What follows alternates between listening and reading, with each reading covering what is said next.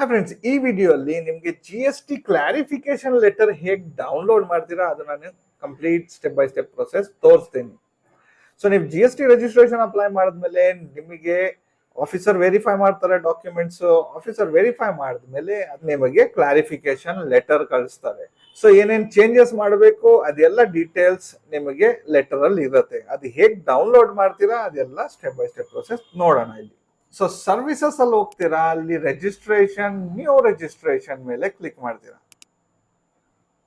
ಅದಾದ್ಮೇಲೆ ಇಲ್ಲಿ temporary reference number ಮೇಲೆ ಕ್ಲಿಕ್ ಮಾಡ್ತೀರಾ. ಆಮೇಲೆ ಇಲ್ಲಿ temporary reference number TRN number ಇಲ್ಲಿ ಹಾಕ್ತೀರಾ. ಇಲ್ಲಿ ಕ್ಯಾಪ್ಚಾ ಫಿಲ್ ಮಾಡ್ತೀರಾ 809193. ಆಮೇಲೆ ಪ್ರೊಸೀಡ್. ಸೊ ಇಲ್ಲಿ ಒಂದು OTP ಹೋಗುತ್ತೆ ನಿಮ್ದು ರಿಜಿಸ್ಟರ್ಡ್ ಮೊಬೈಲ್ ನಂಬರ್, ಇಮೇಲ್ ID-ಗೆ. ಅದ್ರಲ್ಲಿ ಯಾವ್ದಾದ್ರು ಒಂದು OTP ಇಲ್ಲಿ ನೀವು ಟೈಪ್ ಮಾಡಿ ಪ್ರೊಸೀಡ್ ಮಾಡಬೇಕು. ಸೊ ಪ್ರೊಸೀಡ್ ಮಾಡಿದ್ಮೇಲೆ ನೋಡಿ ಇಲ್ಲಿ ನಿಮ್ದು ARN ನಂಬರ್ ಬಂತು. ಇಲ್ಲಿ ಪೆಂಡಿಂಗ್ ಫಾರ್ ಕ್ಲಾರಿಫಿಕೇಶನ್ ಅಂತ ಇಲ್ಲಿ ನೋಡಿ ಸ್ಟೇಟಸ್ ಇದೆ. ಇಲ್ಲಿ ಕ್ಲಿಕ್ ಮಾಡ್ತೀರಾ. ಕ್ಲಿಕ್ ಮಾಡಿದ್ಮೇಲೆ ನಿಮ್ದು ಕ್ಲಾರಿಫಿಕೇಶನ್ ಲೆಟರ್ ಡೌನ್ಲೋಡ್ ಆಗುತ್ತೆ. ನೋಡಿ ಇಲ್ಲಿ ಡೌನ್ಲೋಡ್ ಆಗಿದೆ. ಓಕೆ, ಇದಕ್ಕೆ ಓಪನ್ ಮಾಡಿ ನೋಡೋಣ ಏನ್ ಬರ್ದಿದ್ದಾರೆ ಆಫೀಸರ್ ಅಂತ ಹೇಳ್ಬಿಟ್ಟು.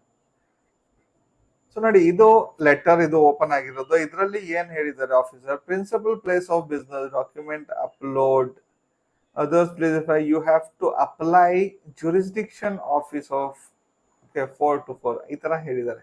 ಸೊ ಅಪ್ಲೈ ಮಾಡಿರೋದು ಜುರಿಸ್ಡಿಕ್ಷನ್ ಚೇಂಜ್ ಆಗಿದೆ, ನಿಮ್ದು ಬೇರೆ ಜುರಿಸ್ಡಿಕ್ಷನ್ ಅಲ್ಲಿ ಅಪ್ಲೈ ಮಾಡಿ ಅಂತ ಹೇಳ್ತಾ ಇದ್ದಾರೆ ಆಫೀಸರ್.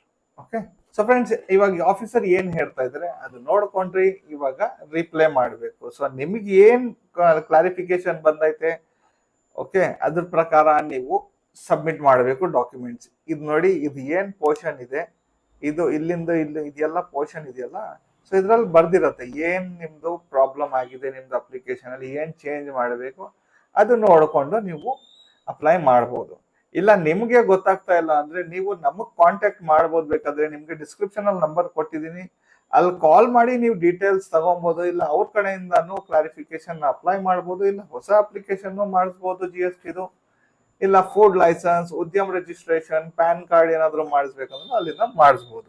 ಸೊ ಫ್ರೆಂಡ್ಸ್, ಇನ್ನೊಂದು, ನೀವೇನಾದ್ರೂ ಕ್ಲಾರಿಫಿಕೇಶನ್ ಗೊತ್ತಾಗ್ತಾ ಇಲ್ಲ ನಿಮ್ಗೆ ಹೇಗ್ ಫೈಲ್ ಮಾಡಬೇಕು ಅಂತ ಹೇಳ್ಬಿಟ್ಟು, ಕ್ಲಾರಿಫಿಕೇಶನ್ ಹೇಗ್ ಸಬ್ಮಿಟ್ ಮಾಡ್ತೀರಾ ಅದು ಕಂಪ್ಲೀಟ್ ವಿಡಿಯೋ ಮಾಡಿದೀನಿ, ಡಿಸ್ಕ್ರಿಪ್ಷನ್ ಅಲ್ಲಿ ಇದೆ ಲಿಂಕ್.